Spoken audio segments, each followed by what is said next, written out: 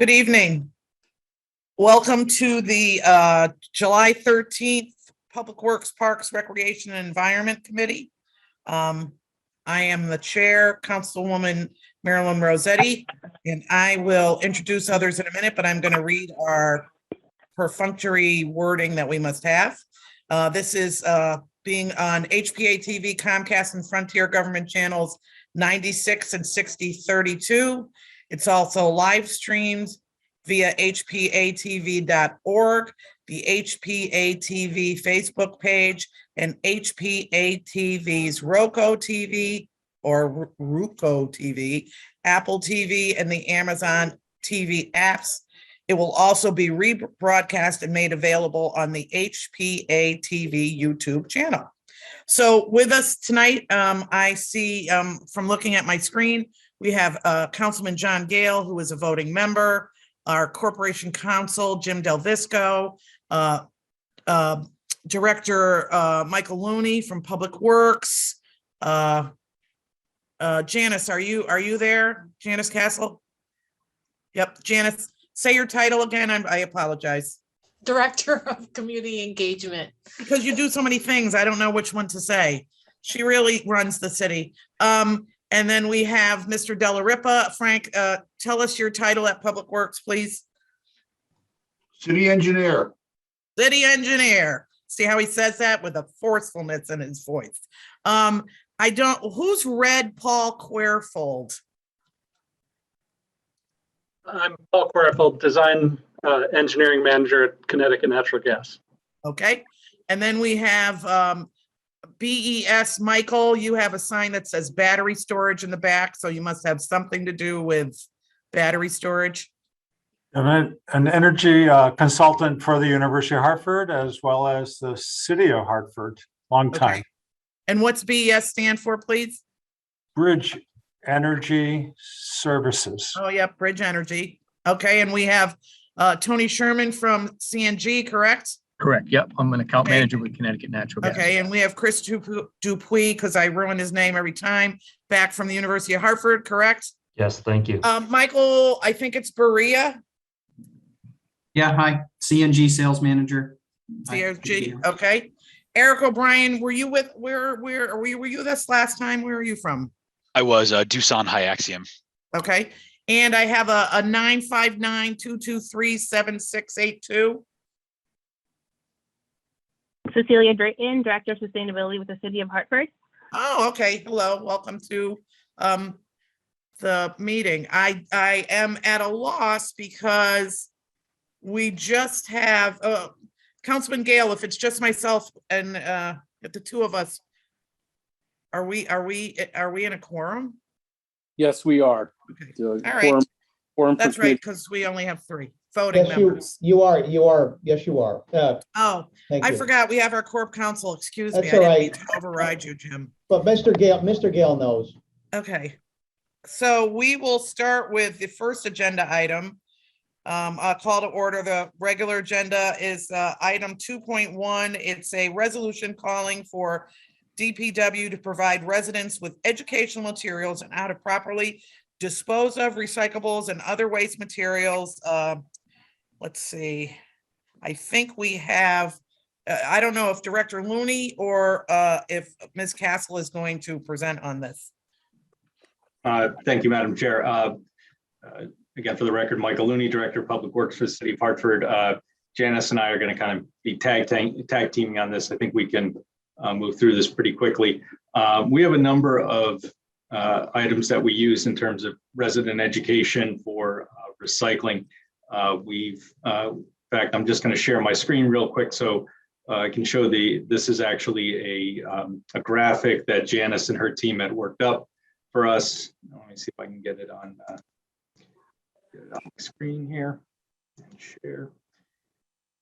So we had set this up as how to recycle like a pro, and then not just, a lot of times you see recycling materials, education materials can be pretty text heavy, and that can be difficult for folks, and graphics often are much more powerful and informative than just text. So Janice and her office has done a great job of showing what left-hand side here, what's acceptable, and then on the right-hand side, what cannot be put into the recycle bin.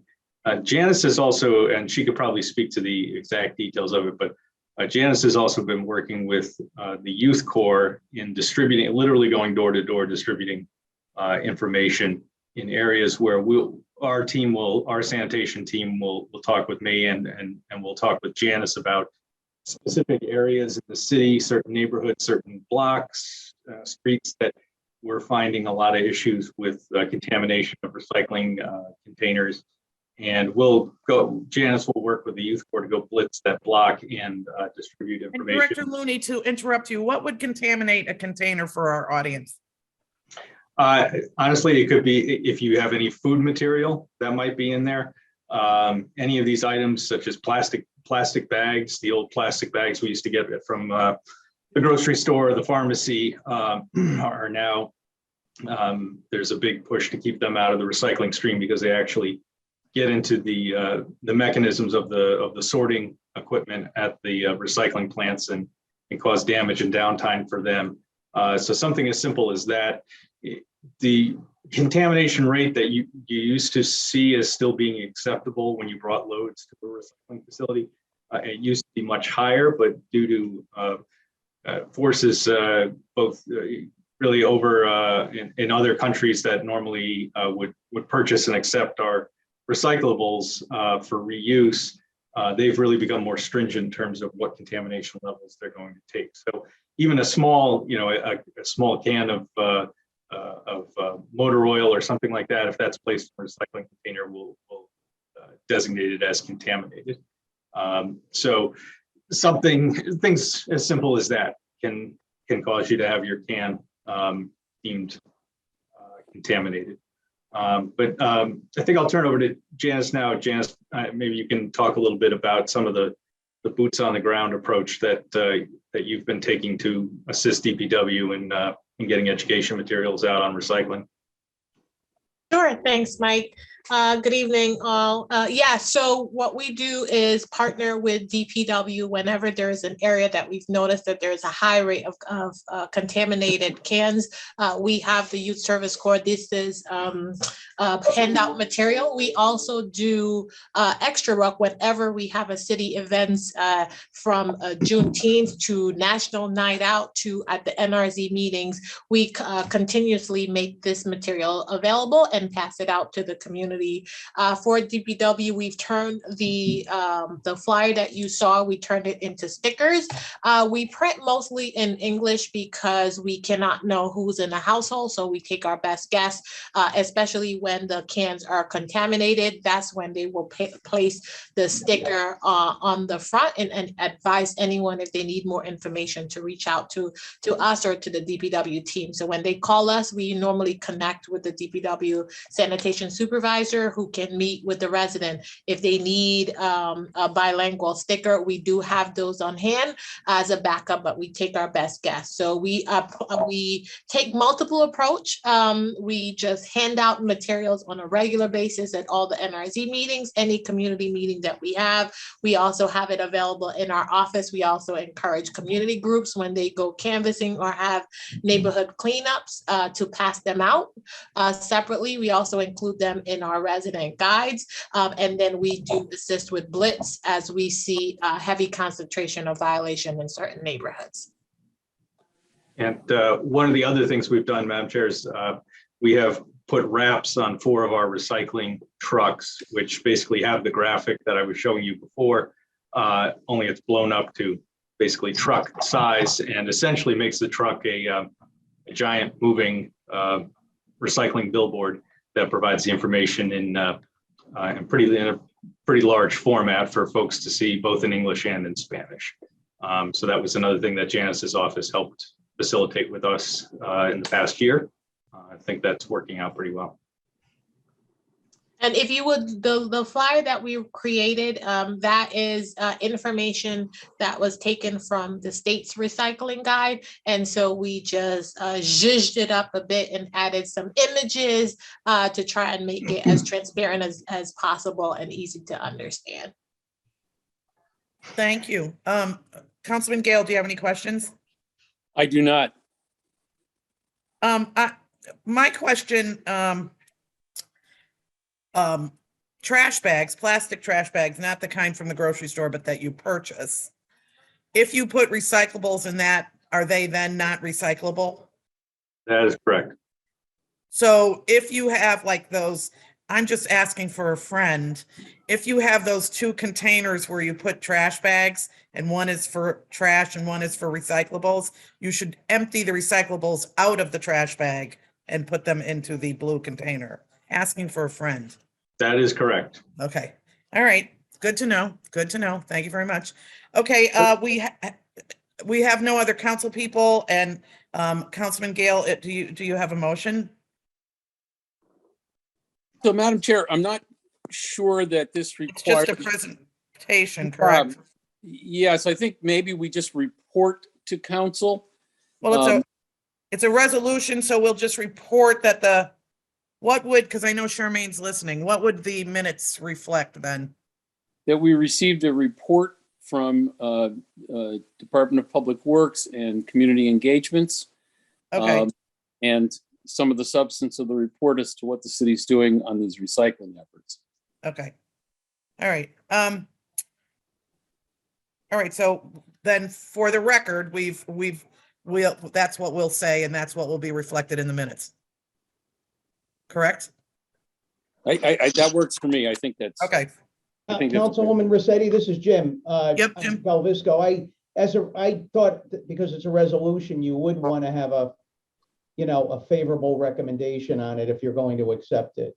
Those are just my thoughts. But I thought it was more, this is more than a presentation. It is an actual resolution. So that's my thinking. So Ultimately, isn't the council going to pass this view this resolution as something that would be passed or not passed? So, if I may, Madam Chair, just to dialogue with council for a second. My thought, Jim, is that if we pass the resolution, it's then saying to DPW, you have to make another presentation.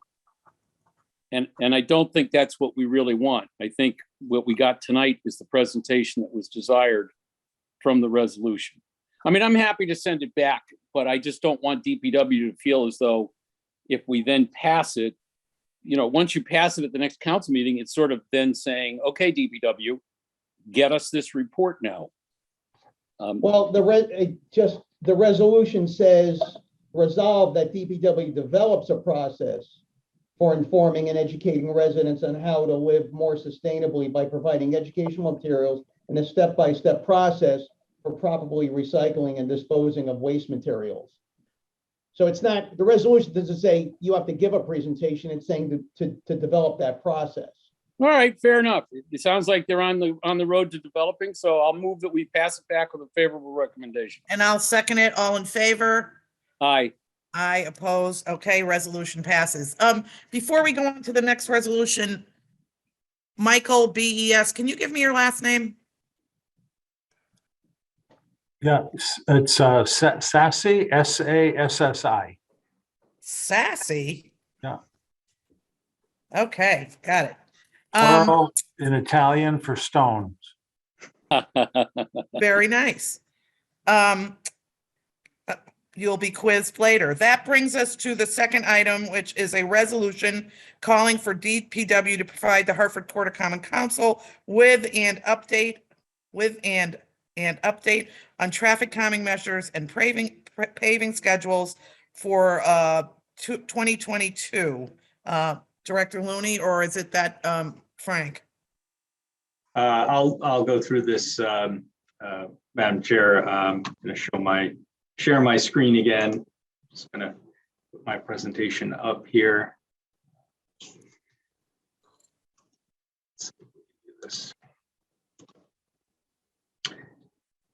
Okay, so back in January, I believe it was, we came before this committee and provided an update as to where we were in terms of undertaking different traffic calming measures throughout the city over the course of the prior 6 months or so.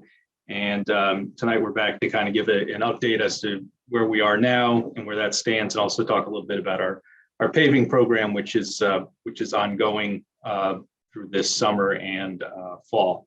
So just see if I can slide. Okay, so just brief introduction, then we'll talk about milling and paving, the resurfacing of Main Street, which is coming up soon, speed humps, slow streets projects, which have been on hold for a while, but are now coming back online. The Sigourney Street cycle track, some of our traffic diverter work, which we touched on at our previous presentation on back in January. Some of the things going on in New Britain Avenue, and then the current concept and implementation work that we're doing. The projects were either in kind of the design phase of, or getting close to the actual putting bricks and mortar on the ground for new traffic calming measures. Our milling and paving program, you'll see from this map, is we have a fair concentration of streets that we're going to be doing up in the northern end of Blue Hills, and then other streets around the city.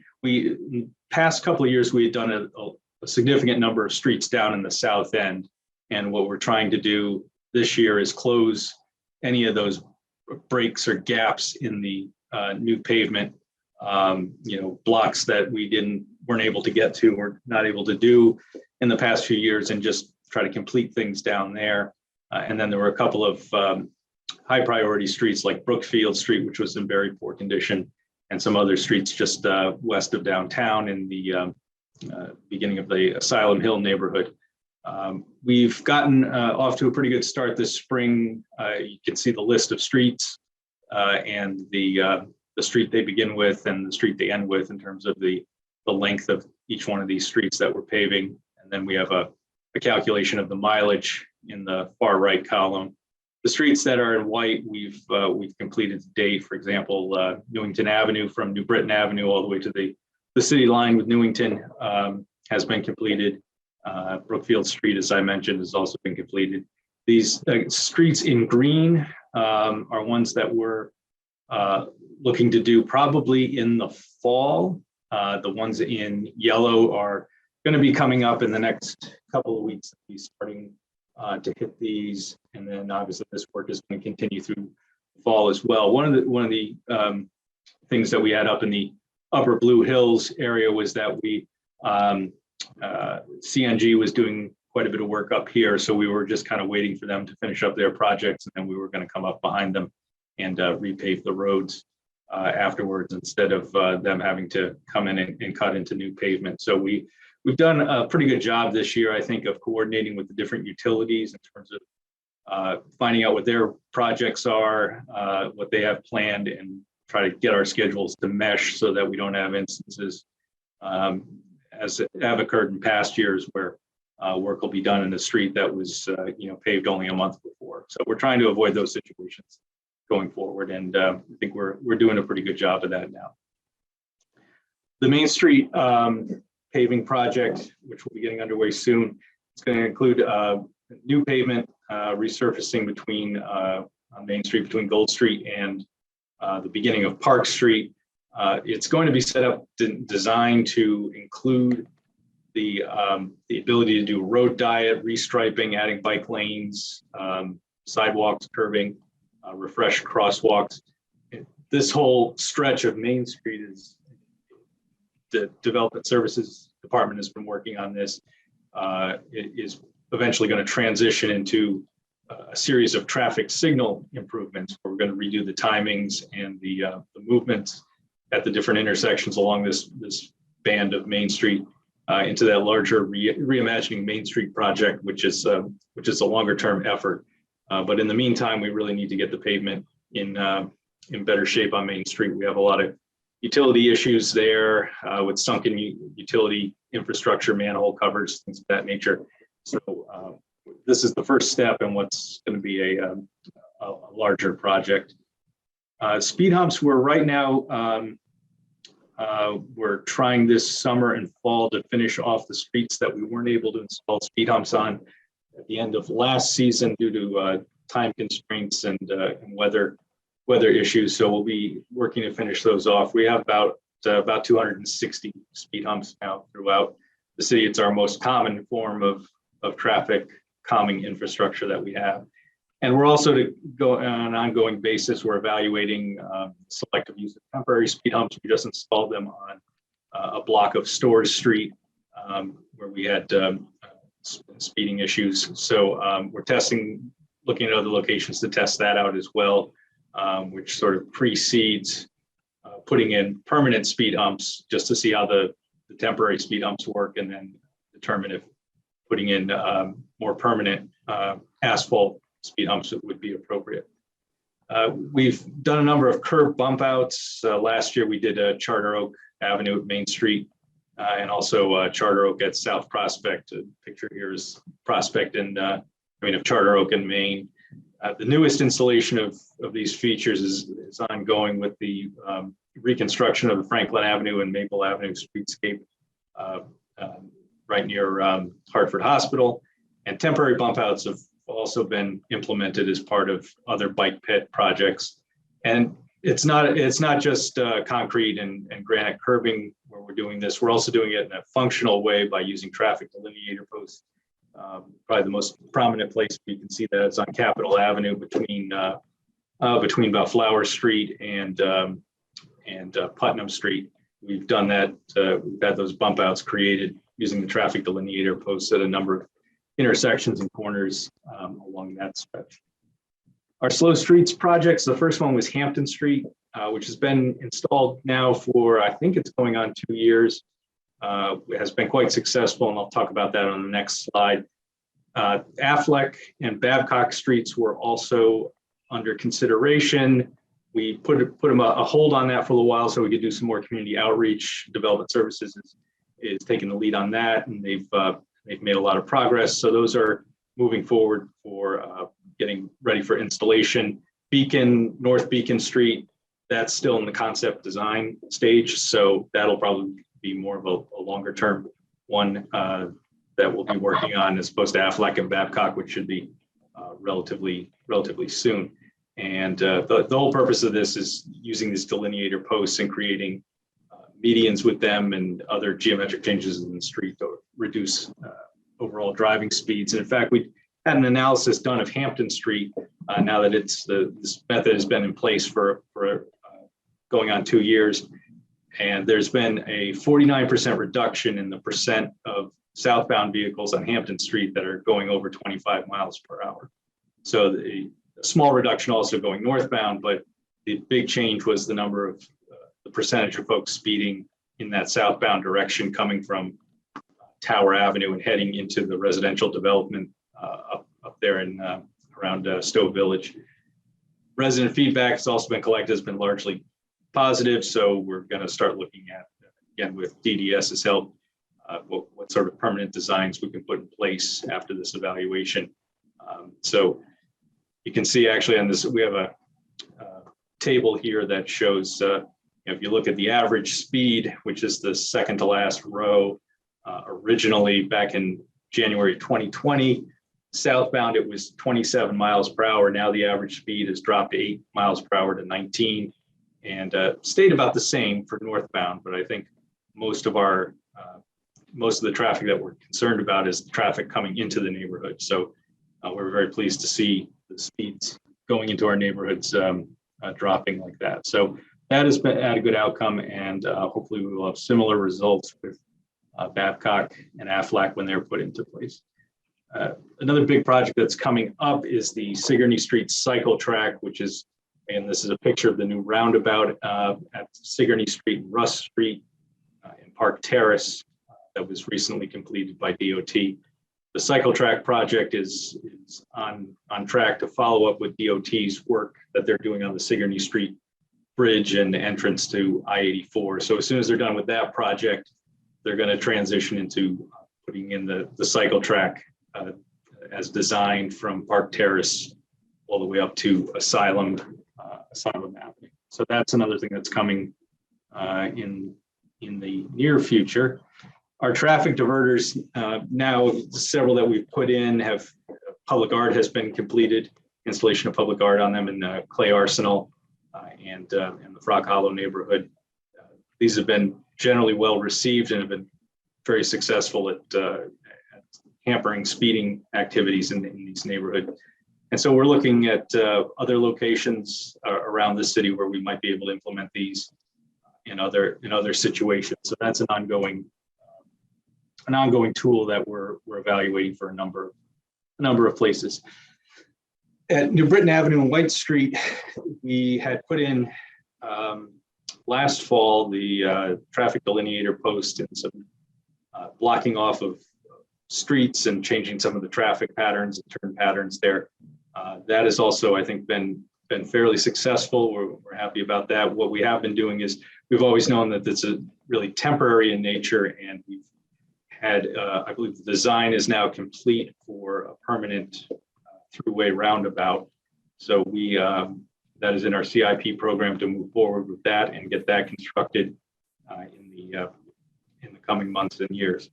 So we are also on New Britain Avenue looking at Newington Avenue as well, the intersection with New Britain Avenue, which I'll talk about here on our other concept and implementation work. We have 4 variable message board signs on a relatively long-term lease as part of our Domingo program. You've probably seen them around the city in different locations, telling people that, for example, Farmington Avenue was going to be shut down from the West End into downtown. And what we've decided to do is during the downtime when those are not being used, yet we still have control over them, is to put them out at various locations to help get the message out to slow speeders down. So, like as I said, we have 4 different message boards, and we're going to be distributing them around the city locations.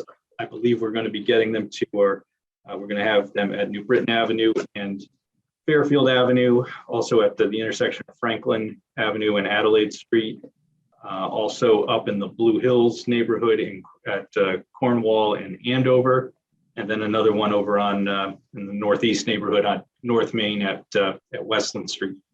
So I'm planning on having those rolled out there just after our Domingo event coming up at the end of the month. So probably that last week of July, you will see these large message boards with anti-speeding messages on them to try to grab people's attention and slow them down in areas where we know we've got significant speeding issues. As I alluded to, New Britain Avenue, Newington Avenue, Stone Street intersection, we had an analysis done about changing some of the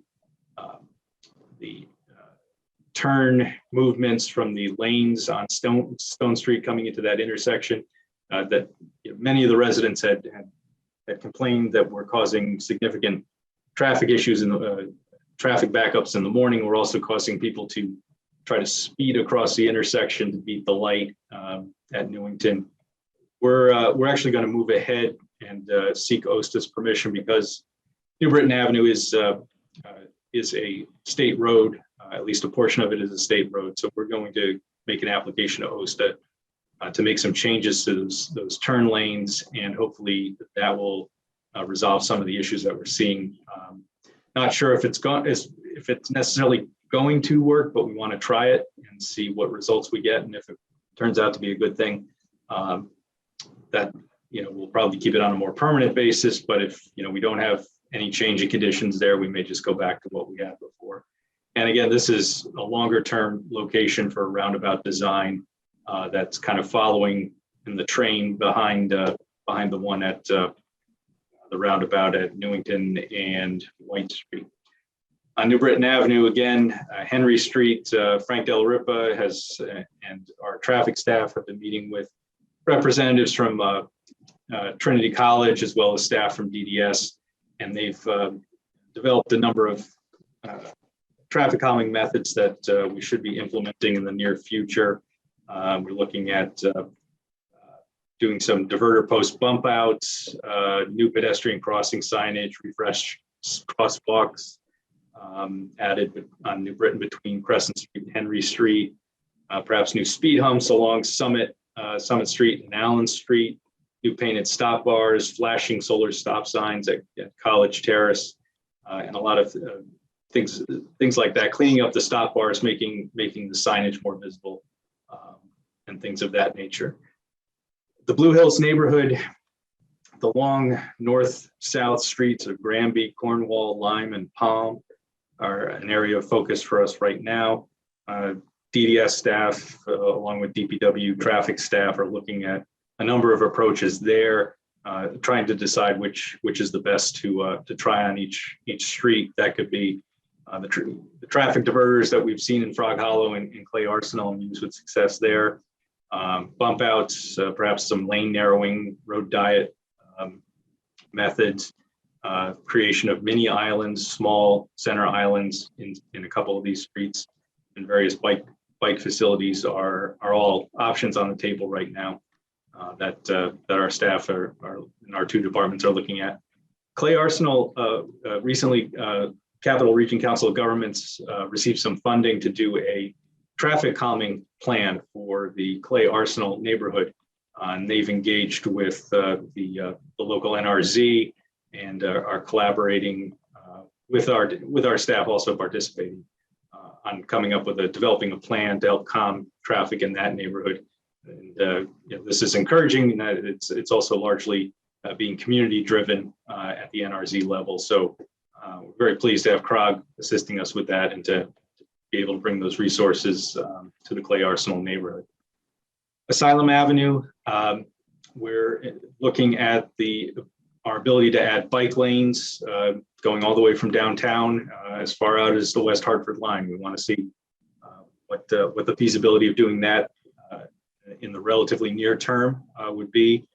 That effort might include some road diet methods as well. We have another program that we've been utilizing for about the last year, I would say, called Follow the Paving. And this is where we have a design in place for bike ped improvements and traffic calming that's ready to be implemented as soon as we mill and pave a street. So one place where that occurred was on Woodland Street and also Sigourney Street, where once they were milled and repaved, we came in with a new striping plan that set them up to be friendlier to pedestrians and bicyclists, and to also be geared towards slowing speeds of vehicles on those long streets. And not all of our milling and paving streets follow this program, but for some of our major roads, we've been trying to do that so that we can sort of kill two birds with one stone and do traffic calming while we also get the condition of the pavement upgraded to a new state. Community connectivity, there are about 10 different streets that are part of this program. I think Homestead Avenue, Wilwarmy Avenue, Schultes Place, a couple of others. They're all being looked at for planned bicycle and pedestrian improvements. And then we have our streetscape projects, Farmington Avenue, which is design for Farmington Avenue is just about wrapping up, as is the design for North Main Street. And then, as I alluded to before when talking about paving on Main Street, our Reimagining Main Street project is still moving along, but it's still only about partway through phase one, so it's still in the very early stages. So that's really a summary of what we've been doing and what we're continuing to do from a traffic calming standpoint. Again, that's basically an update from where we were back in January, and would be happy to take any questions that you have, Madam Chair or Councilman Gale. Councilman Gale, questions? Sure. Actually, more comment, I think, than questions. I'm extremely impressed and pleased with all of the stuff that you're doing. It's remarkable.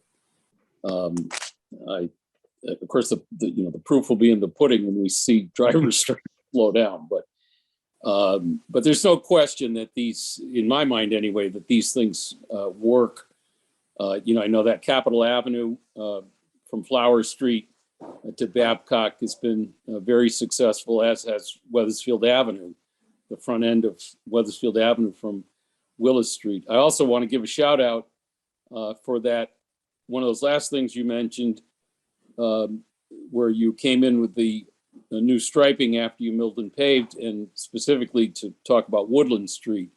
I'm a weekly bike rider on Woodland Street, and it was day and night when the bike lanes were put in and the travel lane was reduced to one lane in each direction. I don't know if you kept track of the speeds, but I can tell you anecdotally, everything went much slower, and everybody felt, at least everybody from a pedestrian to a bicyclist, felt much safer. So thank you for all of that. Keep up the good work. Greatly appreciated. Thank you, Madam Chair. Thank you, Councilman. Councilman. I want to say that Councilman LeBron has joined us, and he is also a voting member. Councilman LeBron, I don't know how much of the presentation you were here for. I don't know if you have any questions of Director Looney. So through you, Madam Chair, and I apologize to everyone here for my tardiness. Director Looney, apologies if you covered this already, but in the traffic calming measures, did you mention anything about speed bumps?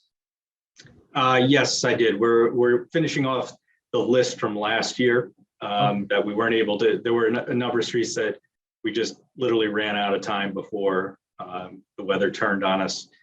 So we're trying to pick those off. We've had some contractor issues. One of the contractors that we use has had a very difficult time getting labor to install these. So Frank's been working very hard on getting another contractor in to do the work. So we're trying to do that. We're also looking at other locations like Storrs Street is an area, a stretch where we put in some of those, as we did on Flatbush Avenue originally, some of the temporary speed humps just to see how they work and try them out before we do anything permanent. And so we're going to be looking at other streets besides Storrs Street as well, where we might be able to do that. Just as a follow-up question, Madam Chair, Director, during the time Councilman Clark, or Majority Leader Clark, had submitted with the traffic calming measures some speed bumps. So just in particular, we've had some incidences in front of two schools in particular, one on Tower Avenue, Milner School, and McDonough School on Hillside Avenue. Are those on the list, Director? I will have to go back and check and see. Hillside and Tower are probably not really candidates for speed humps just because of the nature of those streets, but I'll take a look at our list. Well, just as and through you, Madam Chair, the last comment, those are currently middle schools. So the population has expanded since the model for Hartford Public Schools has changed. And so the populations has significantly increased, and also the middle schoolers are a much more mobile population, I think, than, like a kindergartner who will walk with a parent and, follow a crossing guard. And so there's been a lot of extremely vulnerable crossing situations, particularly on Tower with Milner when they come over the hill. It's a blind spot for drivers. And I'm not saying this in terms of drivers, it also could be the children, right? But the same thing with McDonough, there's bodegas across the street that they frequent often. And so it just as an awareness, and it's something that thank you, Director, and thank you, Madam Chair. Thank you. Director, I have just a couple of questions. Sure. So you mentioned, especially in that northwest section of Hartford, coordinating with the utilities. Are we able to coordinate with utilities? Because I know from my own perspective, and as usual, you can see a wonderful paving job that we do, and then like 2 days later, I'm not going to say CNG, but maybe MDC comes and digs up our roads. Is there a way that coordination is done or can be done better?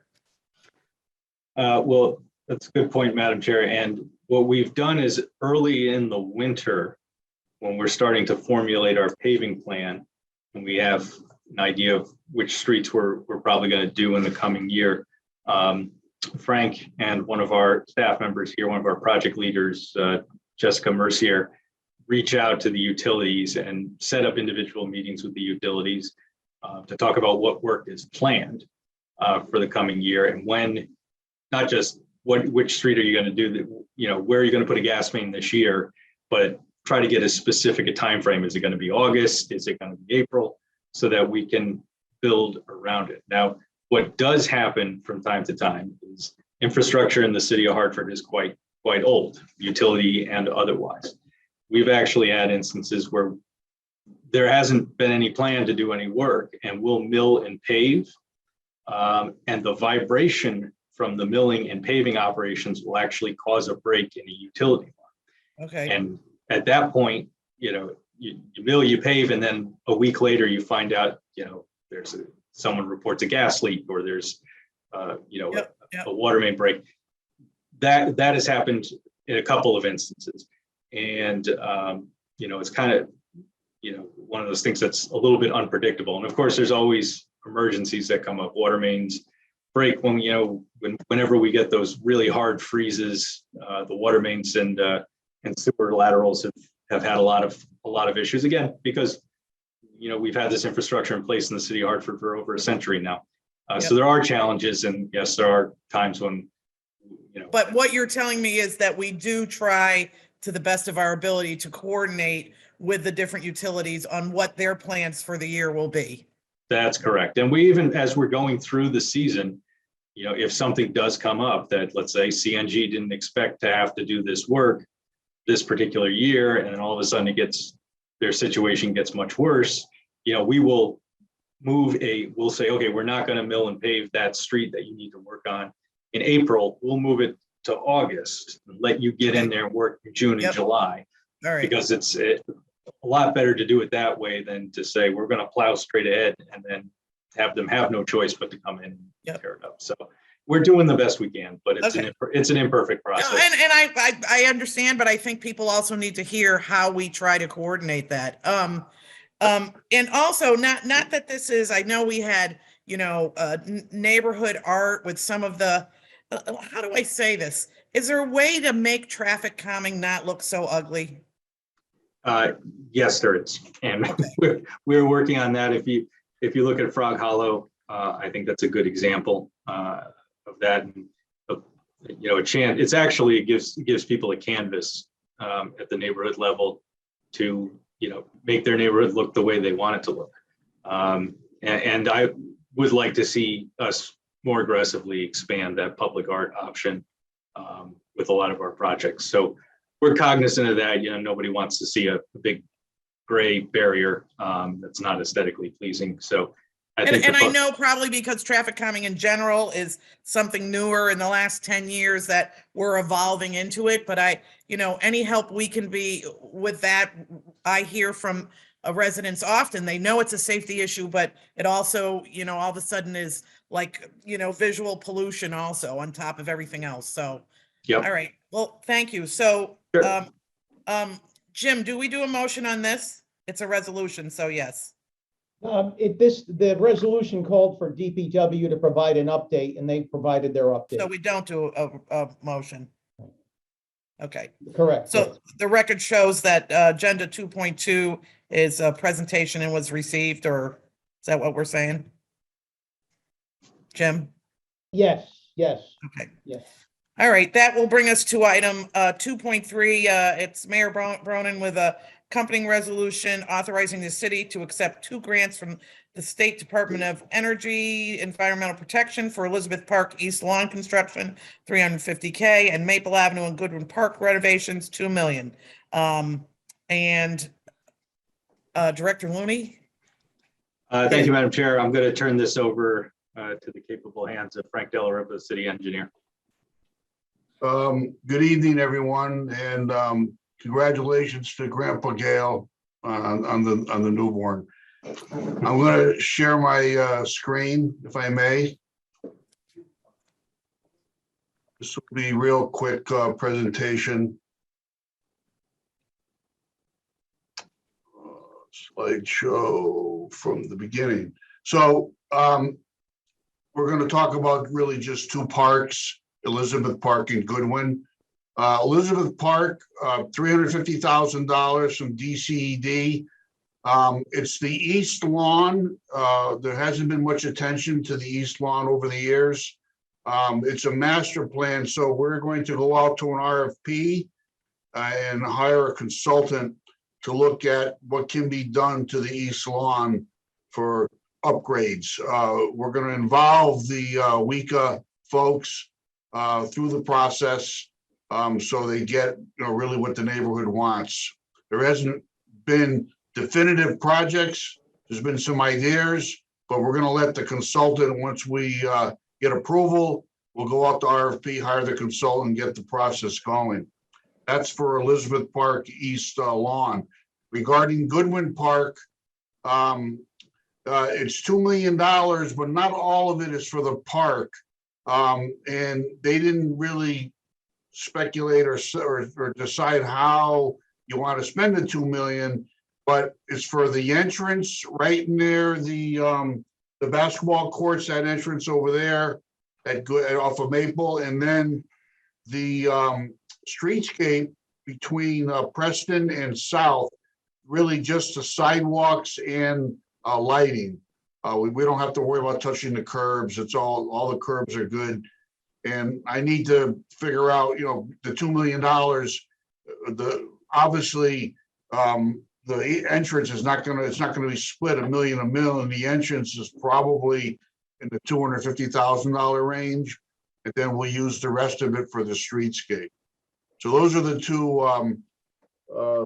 resolutions we need you to approve tonight. Thank you, Frank. Councilman Gale, do you have any questions? Not a question. I on the East Lawn project, I would throw in a lobby for a splash pad, if that's the kind of thing that could fit there. But other than that, thanks very much. Appreciate it. Thank you, Councilman. Councilman LeBron. Yes, and through you, Madam Chair. Mr. Della Ripa, I'm not sure if this is a question for you or Director Looney or what have you, but I'm gonna just throw it out there. Over the past couple weeks, I have been getting phone calls, and there's a community of folks. I'm not sure if they're connected to WICA or not, but the folks that live directly across the street from the parks, both on Elizabeth and Whitney Street, that are concerned, and their concerns are involving the amount of litter that currently exists that ends up on their lawn and that they end up having to clean up, and that this expansion would only expound on this. And they're not in strong opposition to it, but they would like to see if there's going to be an increase in usage, and there's already a littering issue. How is the city going to respond to this extra usage, so that way our constituents who live in that community and directly across the street don't get negatively impacted from this future blessing, if you will, for the park? Because I think we all want the park, but it is a concern for that community. Mike, did you want to take that? Yeah, sure. Through you, Madam Chair. Increased use, and I've spoken with these residents as well, and emailed back and forth with them. Increased use will bring increased trash and litter. That's I'm fairly certain of that. So that what it's going to mean is we're going to have more trash receptacles in that area. If there's more people there, then we're going to have to increase the supply. And we will probably have to visit more frequently with our the small trash and recycling truck that we use in parks. It's something we have to look at overall in terms of park usage and how we distribute our resources in that regard. If there's some need for an increase in whether it's additional staffing or equipment that we need to up the frequency in which we visit the parks. I mean, I'm certain that's certainly something I would look at in the upcoming budget for fiscal year 24. And as a follow-up, Madam Chair, Director Looney, so the question and follow-up and just trying to throw out an idea, with these grants, is there monies that can be allocated for extra staff? And I say this because I know that the DPW staff is extremely stretched, have huge bandwidth issues. Look, we got the best park to city ratio in the country, and we're all very proud of that. But, these workers are, it is a strain. And so when you say adding more rounds without adding more money, it sounds extremely difficult. Is there possibilities within the grants to, pay for extra staffing, or maybe subcontract to someone that can just go and clean it up? Or, for example, the new group that is cleaning up communities. I don't know, just trying to be a problem solver. Through you, Madam Chair. Yes, I when I mentioned that, this is something in future budgets we would look at, I certainly intend, if we need to add staff, that we would make that ask of both the mayor and the council for additional funds to hire more staff if we need to do that. So that's certainly something that's on the table. In terms of having someone else do the work, I'm a little hesitant because there could be union issues, as this is an activity our local 1716 members have always traditionally done. That being said, we have a lot of volunteer groups in our parks. We have our friends groups.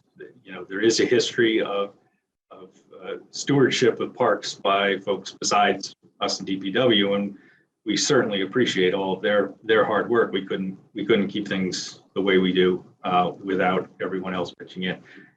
So I'm open to all options, and whatever is feasible and whatever we can do to make sure that everything looks the way it's supposed to. I'm willing to look at any alternative. So I do appreciate your suggestions and agree with you with the problem solving approach.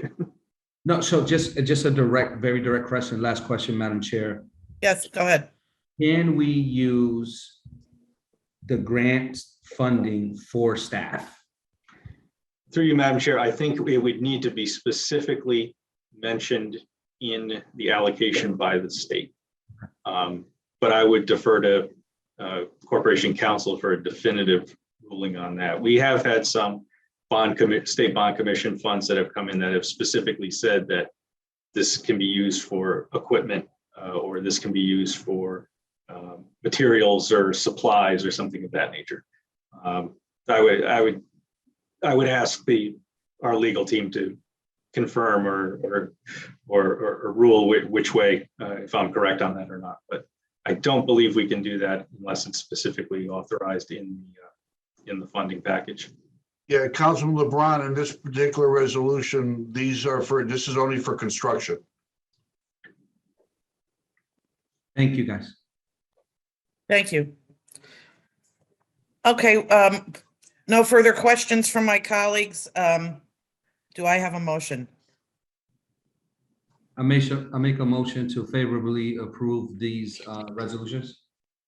Is there a second? Second. All in favor? Aye. Oppose, abstain, resolution passes. That brings us to 2.4 with Mayor Bronin with accompanying resolution authorizing and empower the city to grant CNG an easement. And I know we are going to have a presentation from Mr. Sherman. Please share my screen. Yes, you should be able to. Let's see. All right.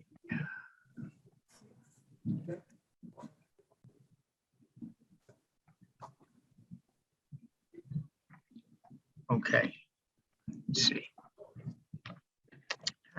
Thank you for allowing us to present tonight the request for an easement for CNG to serve the University of Hartford fuel cell from the Weaver property.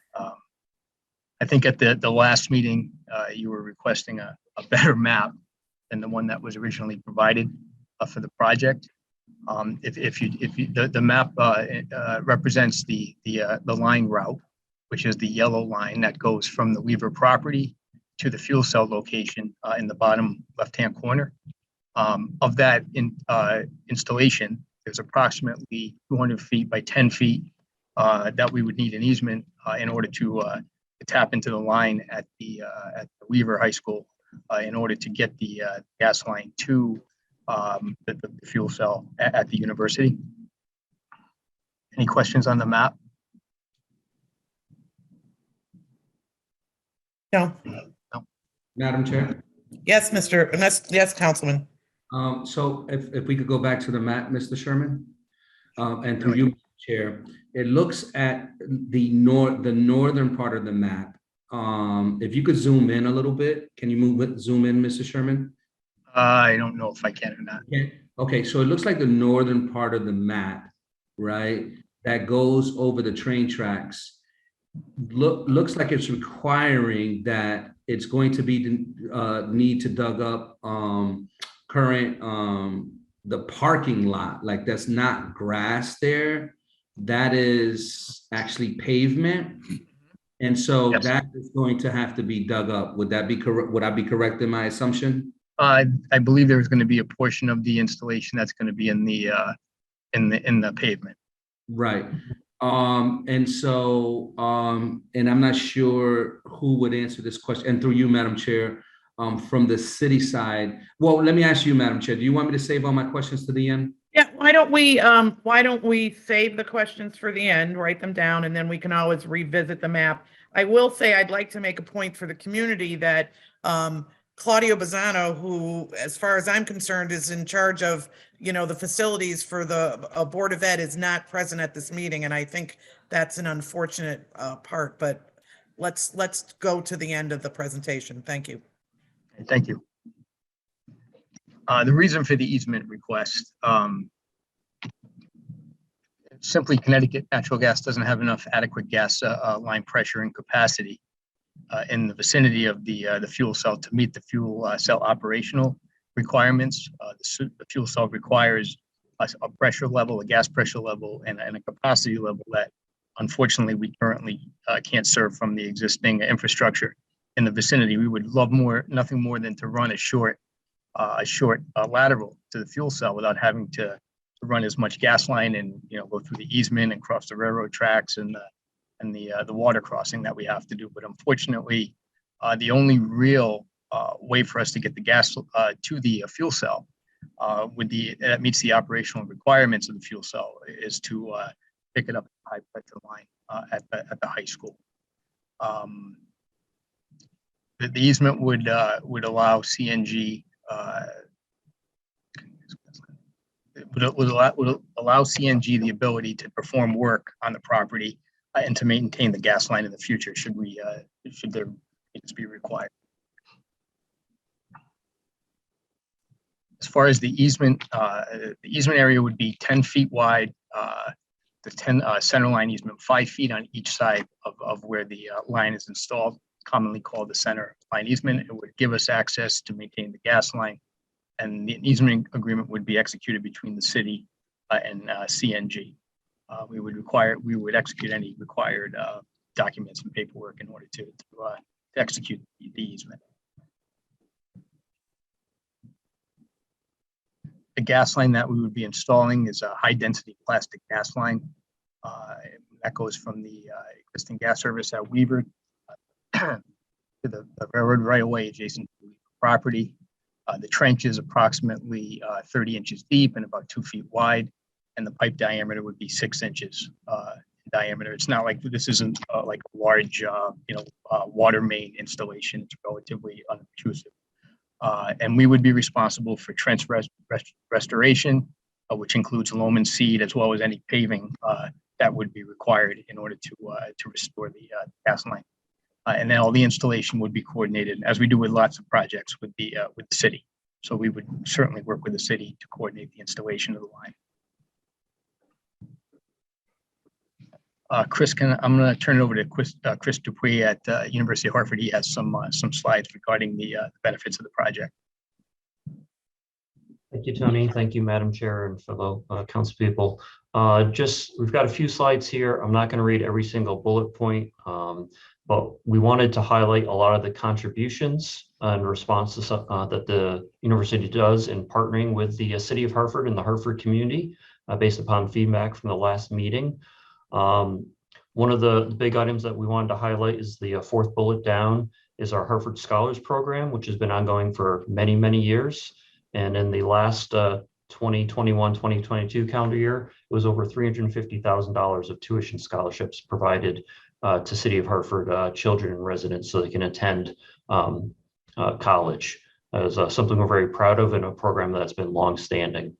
Another partnership we have is with the two magnet schools on our campus, where we give tuition-free college courses for the students while they are still in high school at the UHSSE on Mark Twain Drive. And as I think I mentioned at the last meeting, we have given rent-free land to both magnet schools that serve City of Hartford students, over 26 acres of property to allow the construction of those schools to occur in the neighborhood. Tony, if you could go to the next slide, please. Additional initiatives we've done.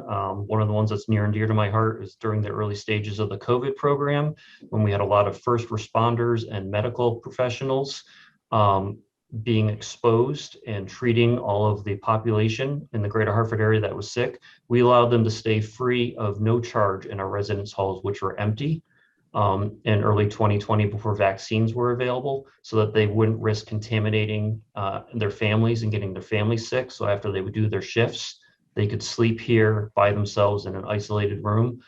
We have lots of partnerships that we do. Another one that I like is our public safety department has the GOAL program where they work with at-risk youth in the city to to help them with leadership goals and finances and just be good mentors to them. Tony, if you could also go to the next slide. A few other examples of our partnerships that we do with the city on a regular basis is Upper Albany Main Street. Our incubator program has been going on for several years, many years. Our Handel Performing Arts Center, when we revitalized the former Thomas Cadillac dealership about 15 years ago in the corner of Albany and Westbourne. We purposely constructed a community room that is reserved and used by the public upon request. So people such as the neighborhood NRZs have held meetings in there over the years. And then we also have a lot of volunteer activities that we coordinate with the city through the years. A lot of service partnerships. I know I was part of a volunteer team that helped the City of Hartford Police Department empty out a lot of materials back in the fall out of one of their gymnasiums, and where they provided dumpsters. And we had over 40 of us from the University of Hartford that spent a Saturday lugging everything out of the third floor down the stairs into the dumpsters provided so they could have another basketball court for the city youth to play on in an old school building. Tony, if you could go to the last slide, please. Some more direct benefits to the Hartford community for the fuel cell itself. This is a computer image of our proposed fuel cell site that was at the end of the gas main line that was shown on the first map. This is in our what we call our parking lot C, near our East Hall building and our electrical substation. Some of the benefits are there is tax revenue for the city for the gas main piping that is installed by CNG. In addition to that, we're estimating about $1 million in installation costs associated with the fuel cells, and the university and Doosan will be pulling on the necessary permits and going through all the necessary zoning and approvals as needed. There's certainly some environmental benefits associated with a fuel cell, less pollutants and emissions are provided. This is a significant load. This is about 60% of our campus load, 1.84 megawatts on an annual basis. And this will certainly reduce the load on the grid and providing more capacity. I know something that our nation as a whole, and certainly our local community is facing is with a push for electric cars nationwide and locally, our infrastructure needs to have added capacity. We don't have the capacity to serve all the electric car population if it grows as we project. Doing projects like this and on-site generation help build in capacity into the existing infrastructure that exists.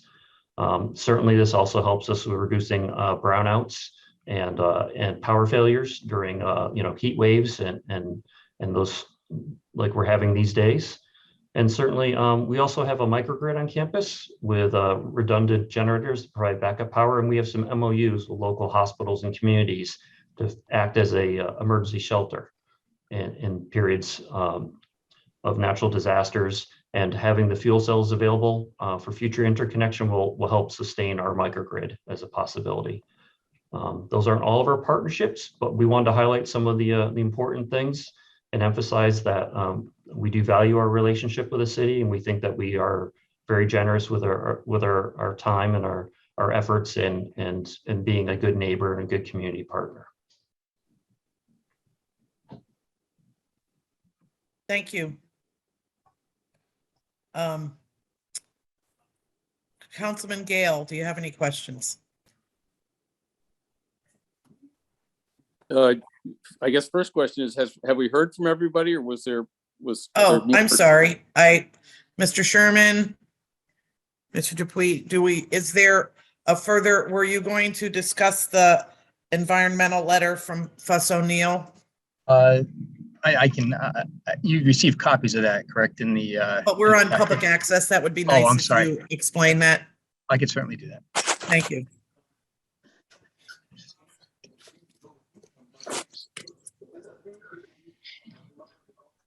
One second. Okay.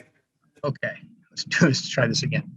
Okay, so Fuss and O'Neill, this is on their letterhead, is an environmental engineering consulting firm, and they provided a letter stating that there have been two previous crossings of the Park River for other conduits in the past using direct drilling, and that when we install the gas line, we would use the same method, and that there is no reason to believe that there would be any environmental impacts to the wetland areas along the river if by utilizing the directional drilling technology that has been used in the past for other crossings.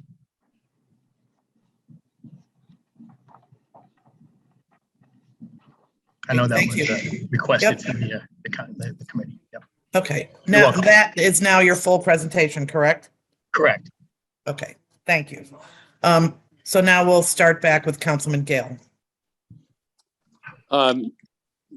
So I don't have any questions. I mean, this is the second presentation that we've had on this matter. I've had the opportunity in between the presentations to go and do a little research myself, because some folks have raised questions as to whether the city should ever be supporting the increased use of natural gas.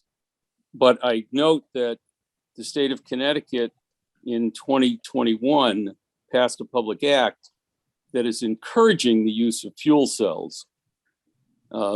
And so the state has adopted a policy that fuel cells should be part of our Connecticut's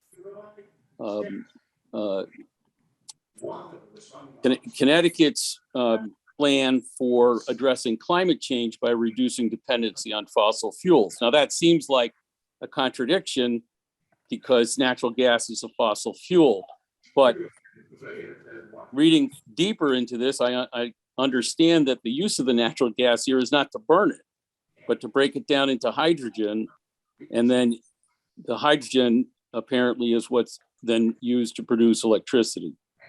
So my understanding from the literature that I've read, and I sent some links around to various council members earlier today, is that because of this, fuel cells are considered an alternative to fossil fuel generation of electricity. They're considered to be somewhat part of renewables. They may not be perfect, but they seem to be moving us in a better direction. So it does seem to me that it's worth supporting. The state seems to want to support it in a big way. And so I'm not opposed to the concept of the fuel cell. The fuel cell obviously needs to get its hydrogen from somewhere, and apparently the source seems to be the gas line in Hartford, because West Hartford does not have a gas line sufficient in that area, and this would be the most expedient. From the Fuss and O'Neill letter, it appears that there's no negative environmental impact to any of the areas through which this fuel line is going to pass. It's clear to me from my knowledge of Weaver High School that where this is going is not near their athletic fields. It's at the south end of the campus, at the west end of they actually have a traffic circle there when you drive in at the very end of their entranceway, and it's going to extend from there over towards the railroad. It's, from what I can tell, a very minimal intrusion into the Weaver campus. I think that the University of Hartford, as they've described themselves, have been a good neighbor. I very much have appreciated over the years the efforts that the university has made to pair itself with the city of Hartford. And so for all of those reasons, it seems to me that this makes an awful lot of sense, that the city should extend itself as a good neighbor, allow the easement, and see what happens with fuel cell technology over time. It's going to give everybody an opportunity to see how it works. And we'll look to our director of sustainability, our new director of sustainability, who's listening on this call, to perhaps come back to us at some point to tell us better whether, or maybe even tell us tonight, whether it's something the city should be exploring for our own use. So anyway, those are just a couple of my thoughts. I just wanted to share them at this point. Thank you, Madam Chair. Thank you, Councilman Gale. Councilman LeBron. Well, first, I want to extend my thank yous to the presentation. The presentation that was provided to us is exponentially better than one that we received. I have to say that. And I think that that's important, at least to not only ourselves and Madam Chair, but to the community, as we're public and we're live, and that's important that they see the energy, the time, energy, and effort taken to accurately explain, what's going to be happening here. I also appreciate the environmental impact. So the fact that there isn't any negative environmental impacts. I think we are now headed in a direction, the landscape, the natural landscape, the United States, and Hartford's the same, that we want to see things that have little to no negative, to no impact in terms of environmental concerns. The one thing that I would ask the team with this project, which would be University of Hartford, CNG, so forth and so on, has there been, let me back up. So the relationship between the city and the Board of Education is very finite. Now, we're in charge of the facilities. However, the Board of Ed, for all intents and purposes, is in charge of the day-to-day, the academics, the instruction, and those type of things. And so the question, as I preface it, has there been any outreach or offerings to speak to the Weaver community, the Weaver population, the Student Government Council, the Parent Council, administration, anybody on the Board of Ed regarding this project? Councilman LeBron, not that I'm aware of, but we can certainly do that. I would go partner with Chris Grant, who works at the University of Hartford, that helps us with a lot of our community relations and goes to all of the neighborhood NRZ meetings. And we would be more than willing to engage in conversations with the Weaver community. And through you, Madam Chair, I would, just as a statement, I would highly recommend that, being that the presentation as well. I mean, there's no doubt University of Hartford is great neighbors, but part of being a great neighbor is being fully transparent to everybody that's involved. And so what we're missing here is that neighborhood and that community. I would also recommend in terms of that outreach and that engagement is to have the man, for lack of a better word, Claudio Bazzano, being involved, as I've known Mr. Bazzano for many years, and just out on a professional level, his level of insight with the schools is, I mean, there's no one better. And so not having him here, I still don't feel like I can make an informed decision. And to Councilman LeBron's point, at the last meeting, he expressed that he did not feel informed or engaged. So I think that was a concern of mine. Excuse me, Councilman LeBron. No problem, Madam Chair. And so those are the two things that are still in my mind. And so I would recommend postponing until those two things are done. And, or maybe it's just one thing, meaning, maybe bring Mr. Bazzano to the outreach efforts so that way he can accurately explain, or at least attempt to explain, the if there's any potential impacts at all. I'm a big youth sports guy. I'm a big sports guy. And so I definitely don't want to see that impacted at all. So with that being said, Madam Chair, I'm not sure if I should make a motion.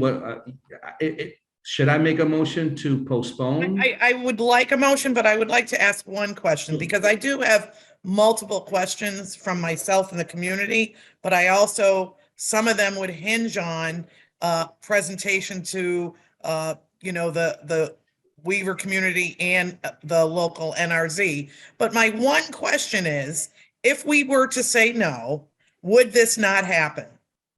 Yes, that is correct. So you'd have no way to do it?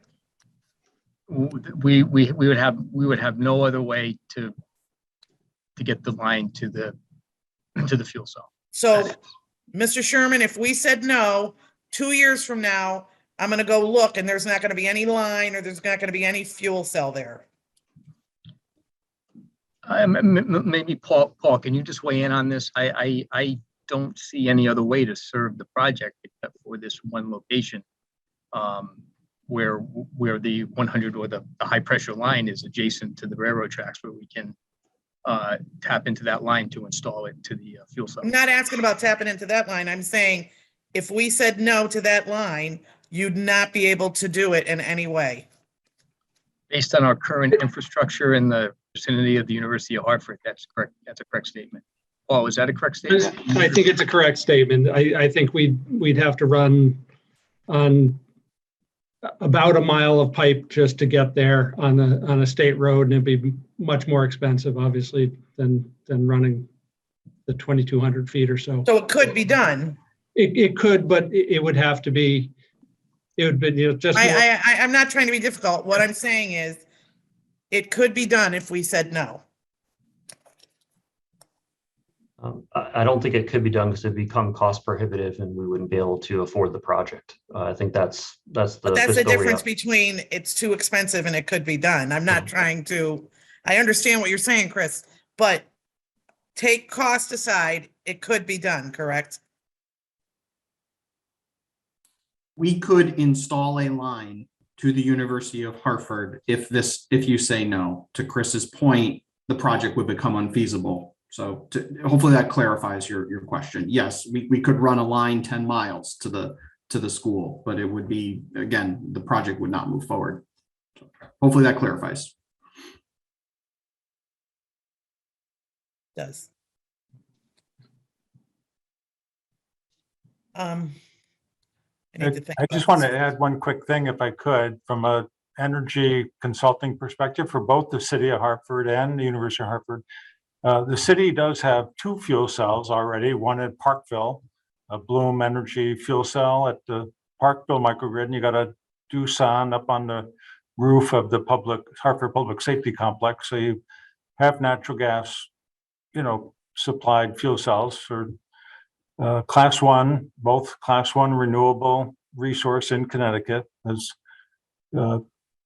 Representative Gale mentioned, and so. Weaver High School itself, we have a 500 kW solar project approved for the roof in a program for for the city, help with the renewable goals. And there's also the possibility of adding a 250 to 400 kW fuel cell at Weaver High School as well. And this high pressure connection would be common to both projects. So not that there would be I don't think anyone is countering that, the community. I think a part of this, to Councilman LeBron's point, is transparency and engagement. And if I can point out, and again, this is just to say, from my perspective as a council person, the last council meeting, unfortunately, no one from CNG was here. We had a map that was hand-drawn, whereas previously the map that had gone to planning and zoning was not hand-drawn.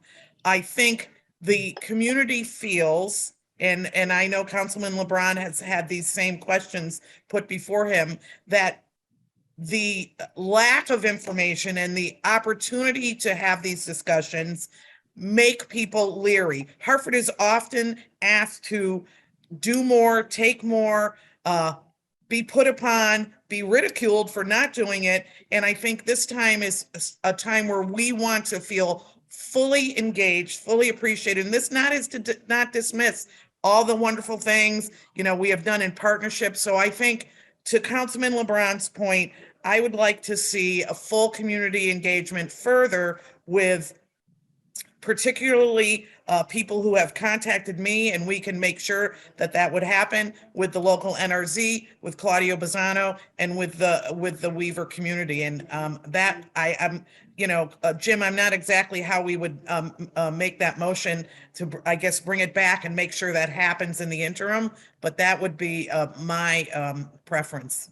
Well, you would do it, I think, the way you did it the last time. Okay. You would, you would do it the way you did it the last, you postponed it the last time. Okay.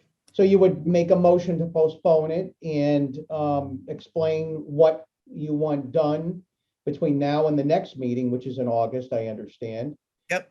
So I would just do it the way you did it last time. And we can certainly, through my office, help you coordinate that, and others' office. But I think that for us to satisfy the community's needs, this is something that grew as it went on. And I think we need to have them to have an opportunity to be able to one-on-one do that. So, Councilman, did you make a motion to postpone? That was a long way back to motion to postpone. I'll make a motion to postpone the resolution with the hopes of having a community outreach informed plan upon its return. Is there a second on that? I will second it. All in favor? Well, Madam Chair, could I just be heard for a quick second? Oh, you didn't say you wanted to be heard. I didn't know. Please, Councilman Gale, please. This is time for discussion. Okay, yep. For Mr. Gale. I heard that, Jim. Thank you. I'm not sure, both you and Councilman LeBron have talked about community members who've complained. I've seen a couple of community members' complaints. The ones that I've seen online, I think, are making a mountain out of a molehill. This is 100 feet of a 10-foot wide easement for a pipe that's going underground. I don't know. We should ask the question how long the construction is going to take. I can't imagine it's going to take very long. I certainly appreciate community engagement in everything, but frankly, I think we are really killing this. There's a lot bigger things that we should be making a lot bigger stands on than CNG extending this gas pipeline. So I don't see the need to postpone. I heard the University of Hartford saying they'd be happy to engage the Weaver community, and I'm sure they would.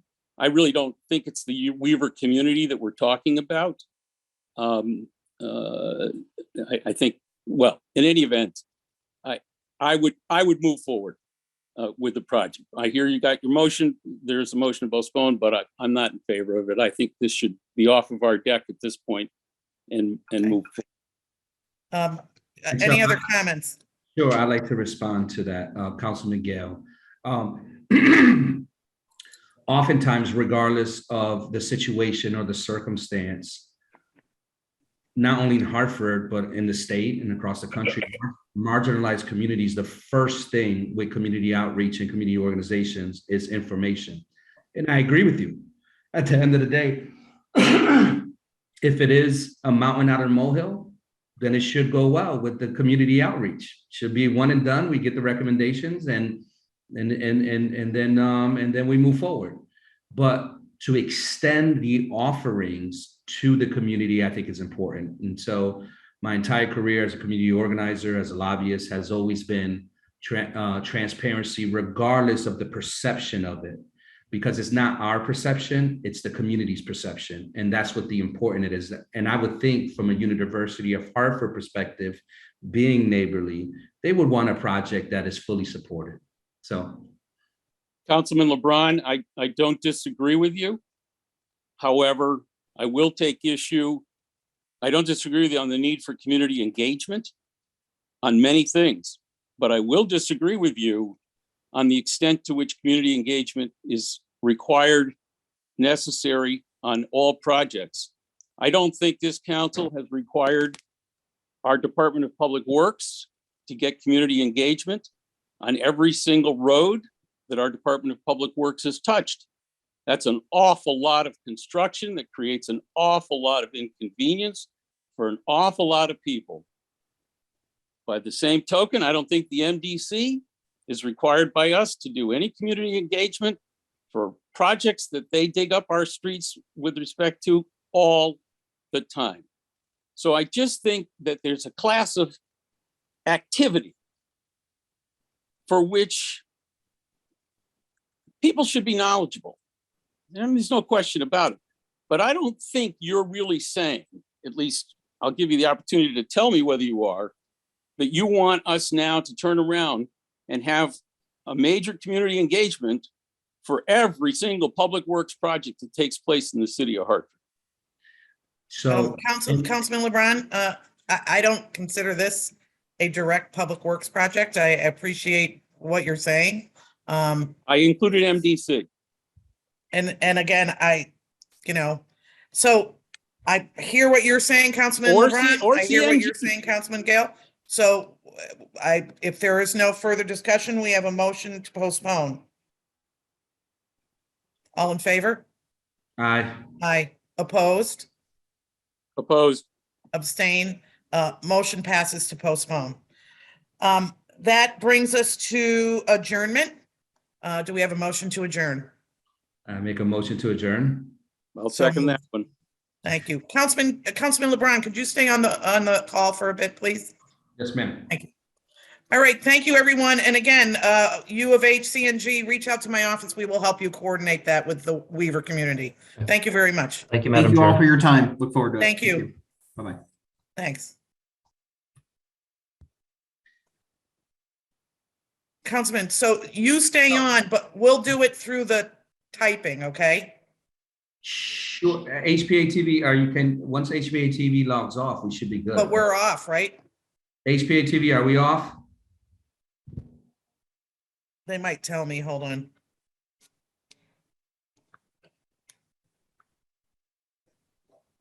Are we off the air? People are watching, they're like, oh my God. I know. They'll answer in a minute. Sure. What does it say? Hold on. Wait. Well, Councilwoman Rossetti, to make it easier, I'll send you a Zoom link right now so we can speak real quick. Okay, yeah, why don't you do me that? Do me that? Do that for me and I'll shut this off. Oh, you want me to send it to? Just send it to the city thing. Yeah, I'm on here right now. Okay. Send it right now.